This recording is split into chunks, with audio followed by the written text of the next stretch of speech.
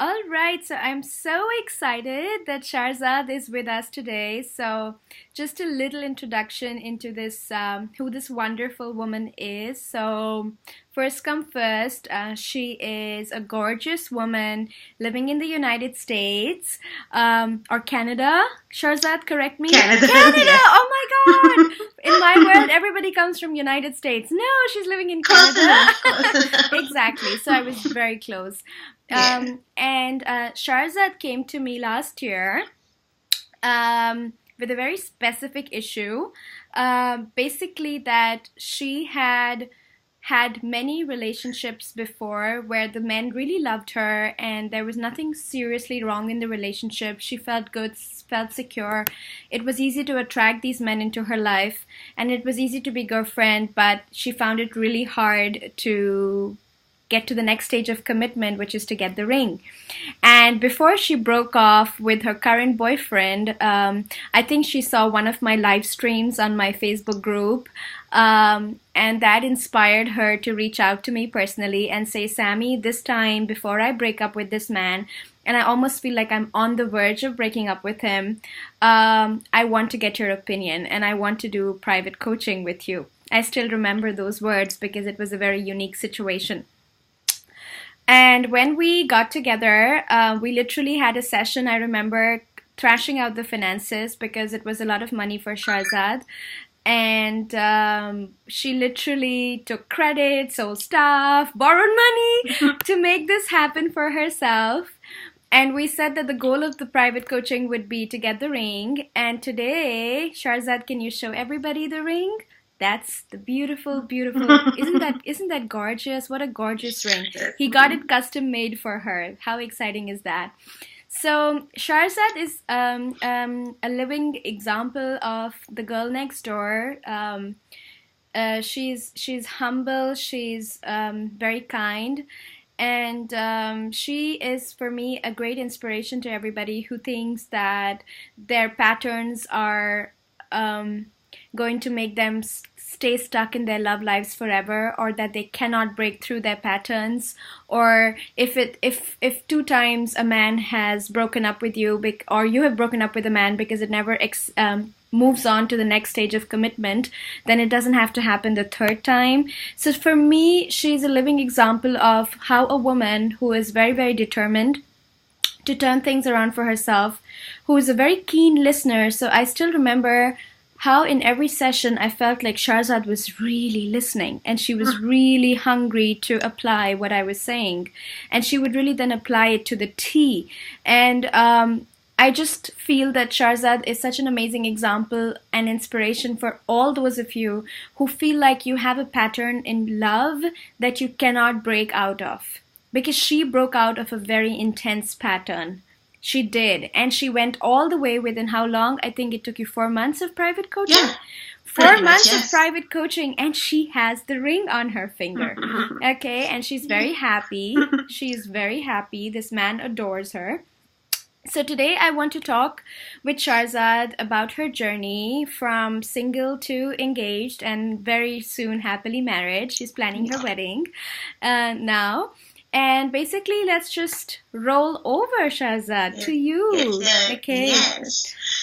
So, hi. Thank you, Sammy. Thank you for saying all those nice things about me. I was a keen listener because everything that came out of you just landed right on my heart. It felt so right, and every single time I listened, I got the results that I wanted. So I knew I had to have complete trust and faith in you, and I'm so thankful for it. Yes, we started in, I think, mid-July, and by December I had my ring in, or maybe it was August. I can't exactly remember, but yeah, it was hard to break the pattern, but as soon as it did, then the result came so fast. So All right. yes. Amazing, amazing. I'm so glad. So what I'm going to do is just start from the very beginning. Okay. Okay. So you always knew that it's very easy for you to attract men.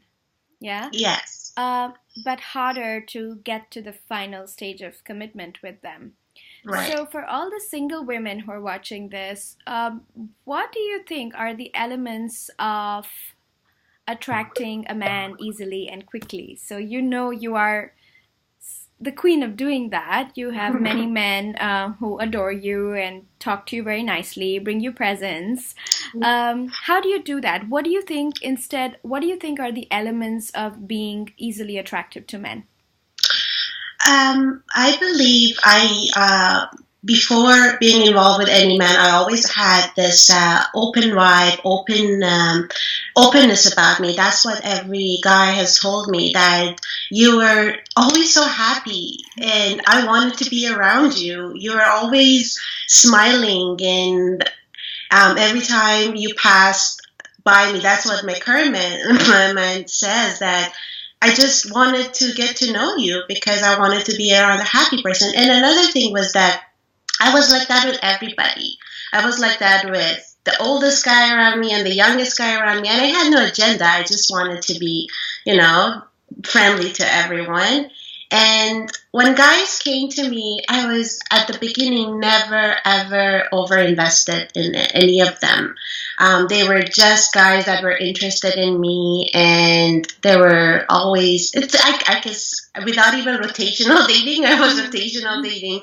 The second part of it is just that it's just another guy. It doesn't mean anything. Yeah, he's complimenting me, so does 500 other guys are complimenting me. So it didn't mean anything to me. And that's why I think I always had guys interested in me. And it was easy just to attract them by just not, by being myself, being happy, and don't read into anything that they ever said to me unless it got to the next level. So I Okay, think very, that was the very, key. very helpful. Helpful because I think women become, when they like a man, they become a certain way, like their vibe changes around a man that they like.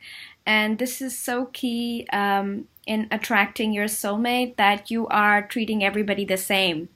That you're not like being mean and rude to an ugly man and being very nice to the handsome man, Yeah, that's because true. and I think a lot of people do that. Like they look at a man and they size him up quickly, and then they're like, no, he's never going to be my one. So why do I care talking to him? Or why do Yeah. I have to share a joke with him? Or why do I have to laugh with him? So what I'm hearing from this is this amazing openness to everybody, So what if they're not the most handsome or the most successful? They're still human beings, and they deserve your full presence, and they deserve your full respect in that sense. So amazing. I think it's amazing that you say that, just this happy open vibe. I think it's so infectious, and it's also one of the things my husband said he found amazing about me, that just this happy little girl, like just like happy little girl, and it's I think we can say, Shahrzad, that you and I, we're not the tallest, we're not the skinniest, we're not the most gorgeous women around, and yet it's our vibration, right? Yeah, I mean, when I look at models out there, I would not come close to them, and yet I think my husband wouldn't care about those models, and your guy either. So there is something that is deeper than how we look and our bodies, and it's really our soul, and it's that soul shining through, and are you letting it shine? Because most women make it selectively shine, like, oh, I like this guy, so now I'm gonna shine, and I don't like this guy, so now I'm gonna stay closed off, and that's what just ruins everything, because it changes your vibration around the man, and you become man pleasing instead of self pleasing. All right, yes. wonderful. So those were Shahrzad's two tips as a woman who attracts men pretty easily to herself: be happy, be vibrant, be open, and don't have an agenda. That's very big. Not try to make something happen with someone, which is hard. I understand, especially when you Yeah. notice someone and you like them, and then your Yeah. your brain starts to go like, okay, so should I change my WhatsApp picture because then he will notice my WhatsApp? Oh God, I have been in all those places, so I know it's really hard to not do anything about it. But I can tell you, it never works. It never works. I tried doing it myself, when I was chatting with this handsome man on WhatsApp. I was like, oh, now I can change my picture, and he will notice, like, he will look at my other pretty picture, like, nothing happens, nothing worked out, he was as disinterested as always. And it's not because I'm not amazing, it's because I was trying so hard to get his attention that I was not getting it. So this is a part that women, I think a lot of single women struggle with. So Shahrzad, you got men easily to you, so it's not hard to guess that you also got boyfriends easily to you. Then what happened? Why do you think it never turned to the next stage? Why would you always just be at the girlfriend stage? And why do you think it never went to the next stage? Well, because the happy girl went away as soon enough after I got the guy. At the beginning, the few first months, it was okay. He was always coming towards me. And then maybe after 3 months or so, I would start to think, okay, well, I'm a girlfriend, so if I want him to look at me as wife material, then I should listen to my mom and start impressing him, and I should start giving more to him. Oh, why does he have to always come to pick me up? I can go pick him up. So I start playing roles, and I always needed to be perfect for him. I always wanted to look completely perfect. Don't say anything that would remotely turn him off, or anything. I just became a different person, a completely different person. I would watch everything I came out of my mind, and which is the funny part, because my fiance now says that I love that you never cared that who's around you, and you were just laughing. And then I could see myself that girl went away. When he was around, I wouldn't laugh out loud because I'm like, what if he thinks I'm shallow? So, so I just started role playing and became another person, not the person that he fell in love with. So it just, the attraction, I think, never went to the next level because of that in any of my relationships. Yeah. It's amazing what you say. I think when we like a man and when we want something from him, our vibe can change so much. And they feel it. Men feel it. I still remember my coach, when I was coaching, being coached in this work. Everybody knows that I was first coached into this work, and then I started coaching because of the amazing results I got myself. I still remember there was this man that I was really like feeling like building a relationship with in my head. He was not even my boyfriend, okay? He was not even my boyfriend. He was just someone I knew at university. And there was nothing. If you read the materials I have today, you will just know there was nothing from his side. Like, he was not texting me, he was not calling me.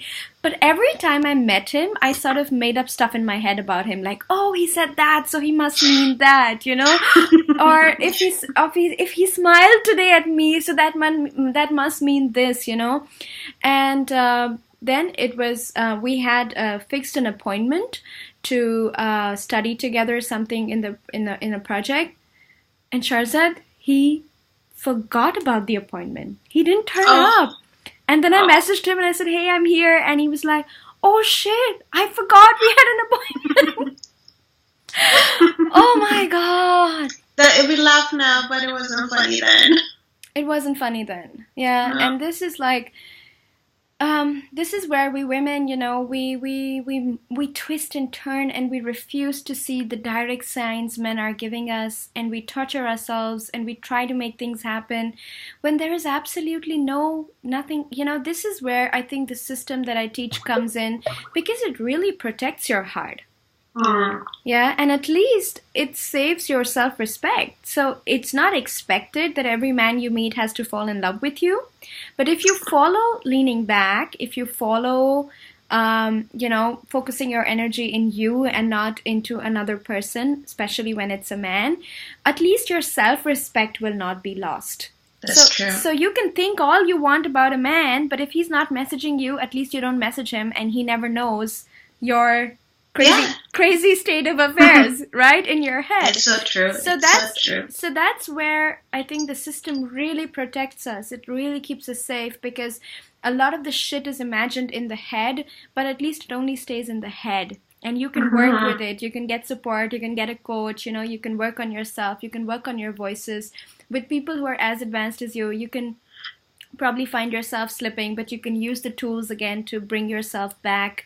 Yeah, Absolutely. something I do in my marriage as well. But I just want to share this because I think our vibe changes so much when we like a man and then we refuse to see anything. Like you probably refuse to see that they were not like moving the relationship forward, that you had to start doing all the work, that they were not wanting to please you, which is in a man's nature to please a woman. Yeah. So we don't want to see all those things because we just have this agenda, this goal to get attention or get the ring, and then we go for it, and that's exactly what harms the whole vibration and actually prevents you from getting the ring. Okay, Shahrzad, so when you came to me for private coaching, I think I've already given women an idea at the start of the interview. What was your relationship looking like back then? It basically was a mediocre relationship that it just didn't look like it's going anywhere. It looked like I am exactly where I was with my ex, with my previous ex, that we're stuck. I'm going to be in a girlfriend zone for God knows how long, and I was getting fed up with it. I just didn't know what to do, and I was becoming cold inside and resentful. I was becoming really resentful. And I was thinking, what is wrong with me? Why don't any of these men that fall so quickly in love with me, they don't want to marry me? And I was just in a very, very desperate hole, and I didn't want, after another 2 years before trying something new, to finish things. So when I found you, I just had to see what am I doing, because I couldn't self-diagnose anymore. I read books and I did self-help, books, read articles, and nothing helped. So I couldn't implement. So I didn't. Please finish. Yeah. No. That's it. I just didn't know what else to do. Right. And it's. I think I have to appreciate you again at this moment because I feel many women break up and then come to me. But you were more solution prone in the sense that if this can be saved, I want to save it. Or if this is about me, I want to change it. Yeah, because he was a good man. He is a really, really good man. And I thought that, I heard your story and everyone's story. I'm like, if I can do something to inspire it, then I should just do it before finishing another long-term relationship with a really decent, good, loving man who just doesn't feel a need to marry me yet. Awesome. So now, Shahrzad, coming to now, how does your relationship look like now? Oh, it's so different. What is amazing to me is that he always used to say, "Oh, I don't believe in words of affection. It should be, you should all know without me telling you." And I always wanted to hear, "I love you." I mean, I know it might sound silly because everyone says, you should be happy with a man's action, and I am happy with the man's his actions, but I just wanted to be, feel it in his words. And it's just not that. He says, "I love you" all the time now. And I can see it in his eyes, and I can I feel adored by him all the time. And we're just happier. We laugh a lot more these days than we used to. It used to be heavy between us. I used to feel like I have to be a certain way to please him. And now I can just be myself. And he just can't get enough of me. And I feel so blessed and happy. It's just a much happier, more vibrant, and we can talk about anything. And our communications have really gotten better too. And it's again because of me, because back then I used to, shut myself down. I wouldn't say what I wanted in a feminine way, and I would get resentful, and we couldn't communicate. And now the communication flows and the love flows, and it just feels really, really amazing to be in the States. And you're planning your wedding now, We right? are planning our wedding. Yes, we are planning an engagement, a big engagement in July, and our wedding is going to be in Jamaica next year, March. And Really? yeah, Thanks. it's amazing. And we are so excited, both of us. I used to think that no, it's all about me and he's not going to care. He's only doing it for me. But I see that it's different. He's becoming more and more excited about it as we go along, and he wants to make plans. So yeah, I couldn't be happier. Aw, God bless you. Thank Wonderful. you. Bless Wonderful. you. Thank you, Shahrzad. All right, so what do you think is like the single biggest breakthrough that you had while working together and that pushed your relationship to the next level? By stopping a nice girl and by realizing my patterns of man pleasing, it's getting me nowhere. It was when I realized that I really need to lean back in my relationship, not just when I was before, when I wanted to, like when it came something that came naturally to me before I was in a relationship, I have to stay in that way. And when I started making things not so convenient for him anymore, I stopped scheduling my life around when he was available. Um, Making sure that he's just happy all the time, as no matter what, no matter what's going on, if even he screwed up, I had to I made myself to be like, okay, I have to make sure even if I say something that his feelings don't get hurt, avoiding my own feelings. If I am hurt, I would step all over my own feelings and my needs just to please him. And that was the biggest thing, my biggest challenge, because I was raised by that. I saw my mom doing that all my life, doing everything for my dad.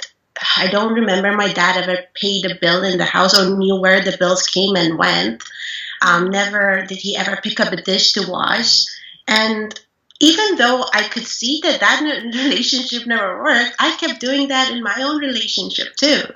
And so I had to just do a lot of undoing. I had to do a lot of things that were in me to keep him in, to realize, no, those are not the ways to have a happy relationship. That's not how a romantic relationship works. So Right. that was the biggest part. Amazing, amazing. And now we'll just get a bit deeper.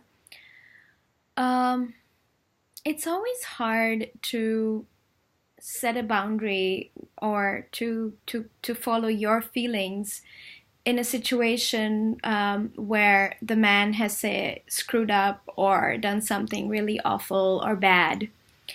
Because I think we don't want to be sounding like crazy cows. We don't want to be needy. We don't want to be desperate. We want to be, there is an instinct in all of us to be the cool girl somehow. Yeah. So, how do you get over that? So, I know it's a struggle for a lot of my clients. They're cool when they're not supposed to be cool, and they're not cool when they're supposed to be cool. Yeah. So it's like they can't trust themselves on, am I overreacting, or is this legitimate that I react this way? This is big enough. So, for instance, when this man did not turn up on the planned appointment, and he wrote to me that he was sick and that he just slept through and didn't inform me, and he should have written to me, and he's really sorry. I still remember like having a really hard time deciding whether I should say it's okay, get well soon, or whether I should say, hey, it's okay this time, but for future this doesn't work for me to not show up without informing me. This is really a loss of my time. And I still remember that situation because it really like made me feel like, oh, am I overreacting? Am I doing the right thing? Or should I be the nice girl, say get well soon, I understand. So how would you, for instance, gauge that situation and then give us an example maybe from your situation where you felt like you overcame your fear of upsetting the man or overreacting? Like, just how do you handle this? How do you know what's overreacting and what's legitimate displeasure, expressing legitimate displeasure. Right. Well, just like you said, but before I didn't know how to handle it, so I played the cool girl. My fiance's ex used to contact him all the time, and this was maybe about a year ago. And in my head, I had to play the cool girl, like, oh, I'm not threatened by her. So I would, when he would say to me that she's contacted him, even though it really bothered me, I would say, in my head, I'd be like, well, if you act like you're jealous, then he's going to think you are, you don't value yourself and you are threatened and you're a crazy jealous girl. So I'd be like, oh, okay, well, I guess it's okay that she contacts you. I hope it stops soon, but I trust you, and you can go ahead and keep doing whatever you're doing. Basically, that's what the message I was telling him. And then that did not serve me at all, because a year went into it, and then I woke up one day finding messages forwarded to me, and it was really, really difficult to see that when I didn't have any boundaries, that those that came and bit me in the butt. Sorry, pardon my French. So. And I had to make a decision. I knew that this is not going to work for me anymore. And if I keep saying that it's okay, then I'm going to be very, very unhappy for the rest of my life. So I had to really, well, I had you for help as well, but I had to make a decision, and I had to tell him that, hey, this does not work for me. This cannot go on anymore, of her messaging you and you entertaining her and keep telling her, oh, you're going to be fine. I don't care what you're telling her. It just has to stop. And I had to stick to it. I knew that it's not an overreaction. I knew in my heart I had to trust myself that this bothers me, and I have to, if he wants to be with me, he has to put a stop to it. And there were, and I made that very clear. But there were other times that there was, if we went out and he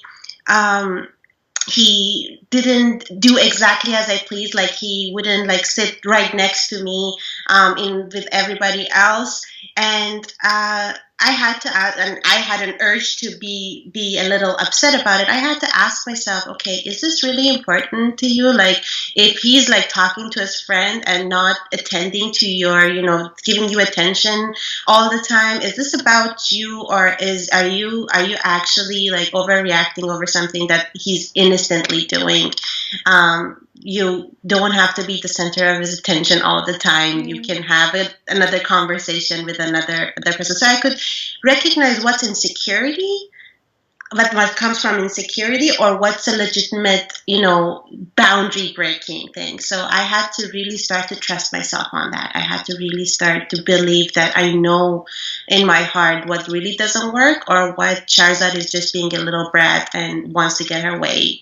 So that was the main thing, to really reflect on what the situation, and pick your battles, and know what's boundary breaking and what's not. Yeah, something we learned also in Soulmates Forever, right? Choose your battles. Not everything is worth taking up a fight on. But then the things that are worthy of it, you have to speak up. So in retrospect, just the situation that I shared, I did write that guy. And even though I really liked him, I had a major crush on him, I wrote to him that, hey, I understand about today, but for the future, I do need to share that uninformed cancellations do not work for me. Of course, it did not land well with him, but that's not a surprise. Too bad. I mean, it was not a big deal for him anyway. So then I also became the woman who had very high standards. But just saying what I said gave me a huge sense of self-respect. Yeah. Right? Yeah. So I think men still notice it. Even if, when they screw up, they know they have screwed up. And if you act like everything is good, it actually lowers attraction because he knows it's not good. He knows he's screwing up. Everybody knows Yeah. when they're screwing up. We all know it, Absolutely. right?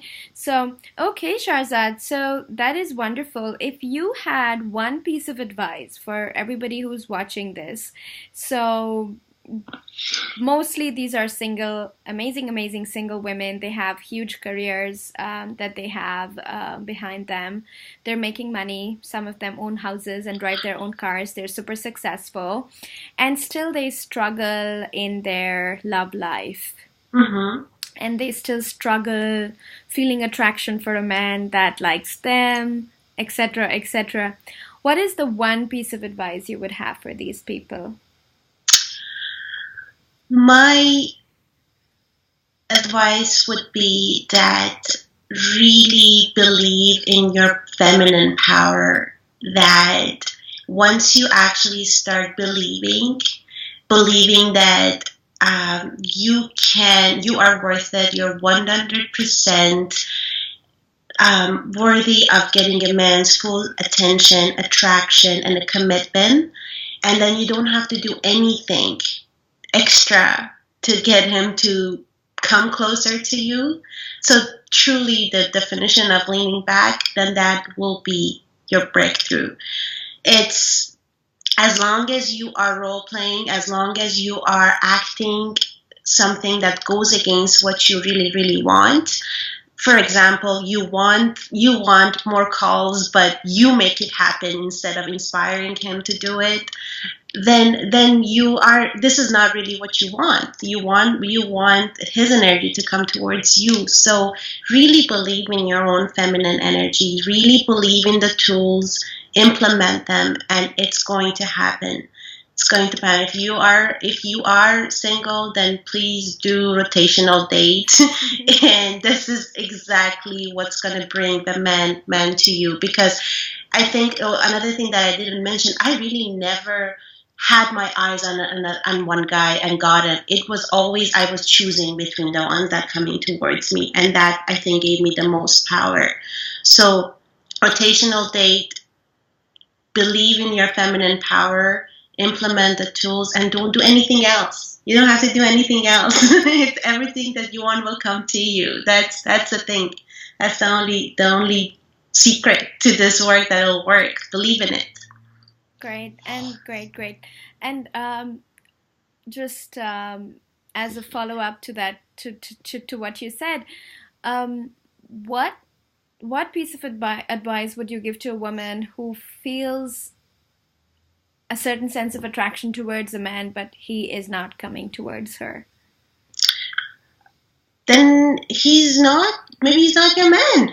I mean, you are attracted to him. And that's okay. He's not my man, and yet I think it's very hard for some of my clients to believe that this man is not into them. Right? So they're like, right. Sammy, I love myself, and Sammy, I believe in myself, and I'm gorgeous, and I'm amazing. Then why is he not into me? Because there could be 500 different reasons that he is not into you. But if you do really love yourself, if you do really value yourself, and of course you're gorgeous, then you wouldn't feel the need for this man to like you. If you believe you're worthy, and if he's worthy of you, he will come towards you. And if you change that mindset, I think the likelihood of him coming to you is very, very high, actually. I actually tell women, if you can switch your vibration, you can switch how men behave with you overnight. Literally. Mm-hmm. So if you lie in bed moaning and groaning about this man who's not giving you attention, get out of the house, surround yourself with the men who are giving you attention, and come thank me later when you get a message from the guy you've always wanted to hear from. Okay? It's really about not focusing on putting your energy so much, and if you literally manifest that scarcity, you literally manifest that sense of loneliness and lack.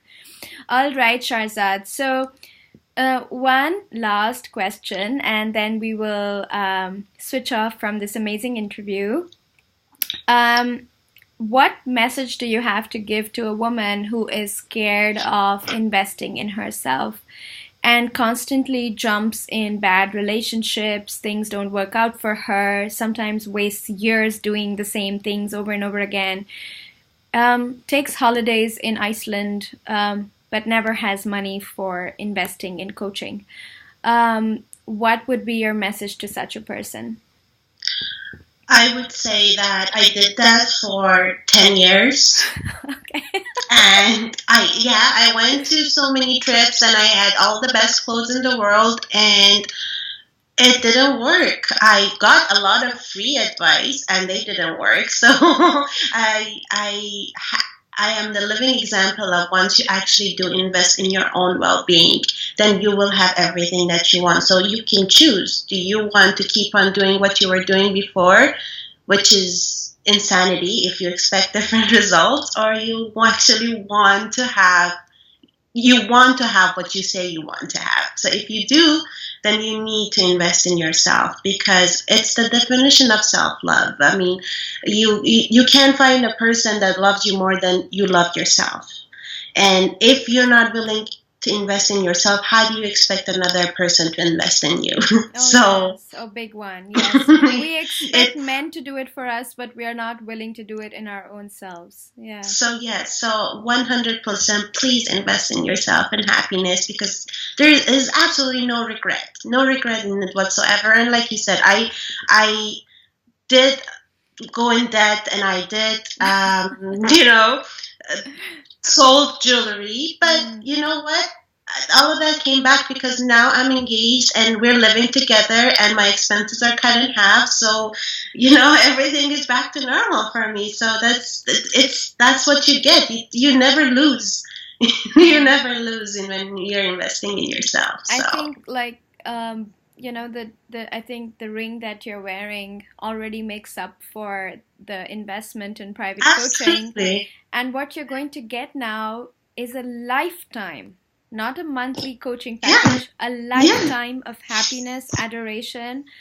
Probably he's going to take over a lot of bills. You don't have to pay on your dates. Yes. You don't have to pay on your trips.